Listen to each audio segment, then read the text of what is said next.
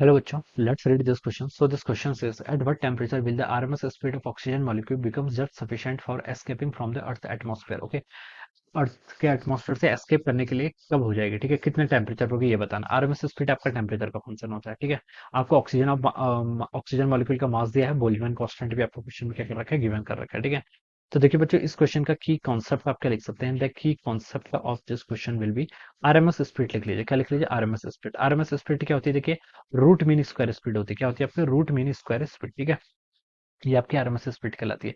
RMS speed का देखिए बच्चों फॉर्मूला क्या होता है? काइनेटिक थ्योरी ऑफ गैसेस से आप इसको प्रूव कर सकते हैं। मैक्सिमम स्पीड जो होती है वो आपकी आरएमएस स्पीड होती है और इसकी वैल्यू होती है आपकी √3 केबीटी बाई एम के इक्वल। ठीक है, केबी के आपका बोल्ट्जमैन कांस्टेंट, टी आपका टेम्परेचर इन केल्विन, एम के आपका मास ऑफ ईच मॉलिक्यूल्स। ठीक है, मॉलिक्यूल्स का मास होता है, या फिर हम इसको ऐसे भी लिखते हैं √3 RT/m। ओके, आर जब हम इंट्रोड्यूस करते हैं तो फिर आप यहाँ पर मोलर मास के लिए यूज करते हैं। ठीक है, फिर आप mass of single molecule small M denote करके कैपिटल एम डिनोट करते हैं। ठीक है, तो ये हम यहाँ पर से लिख सकते हैं।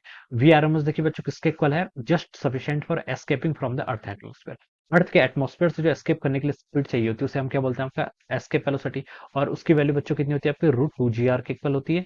और इसको हम कैलकुलेट करते हैं तो ये आती है आपकी 11.2 किलोमीटर पर सेकंड, या फिर हम इसको 11.2 इंटू 10⁻³ मीटर पर सेकंड लिख सकते हैं। ओके, ये आपकी क्या होगी? आपकी एस्केप वेलोसिटी होगी। ठीक है, तो अब बच्चों यहाँ से आप क्या लिख लीजिए, इसको आप यहाँ पर से इसके इक्वल पुट कर दीजिए। ठीक है, क्या हो जाएगा आपका? देखिए 11.2 इंटू 10⁻³ ये टर्म किसके इक्वल होनी चाहिए? यहाँ से आपके √3 केबीटी बाई एम के इक्वल। ठीक है, 3 इंटू केबी की आपका बोल्ट्जमैन कांस्टेंट, इसकी वैल्यू होती है 1.38 इंटू 10⁻⁻23 इंटू आपका कैपिटल टी।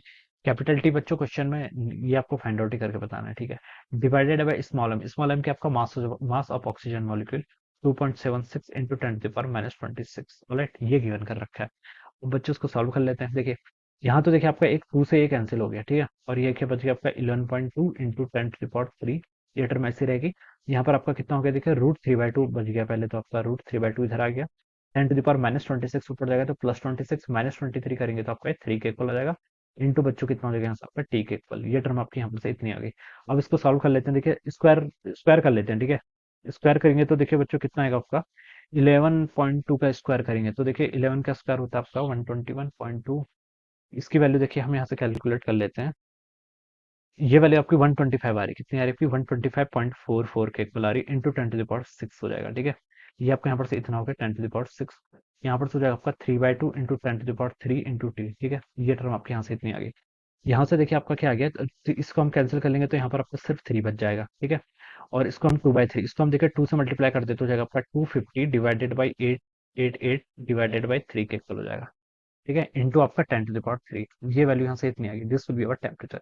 इसको बच्चों थोड़ा और सिंप्लीफाइड करना है तो देखिए 250 डिवाइडेड बाई 8.88 करेंगे तो 38 ये आपका 83 हो जाएगा 249। ठीक है, 249 और आगे 1 बच गया तो 83.61 जितना आ रहा है। ठीक है, 61। ओके, यस इतना आ जाएगा इंटू 10⁻3। ठीक है, इतना क्या? केल्विन। टेम्परेचर है तो किस में आएगा? केल्विन में।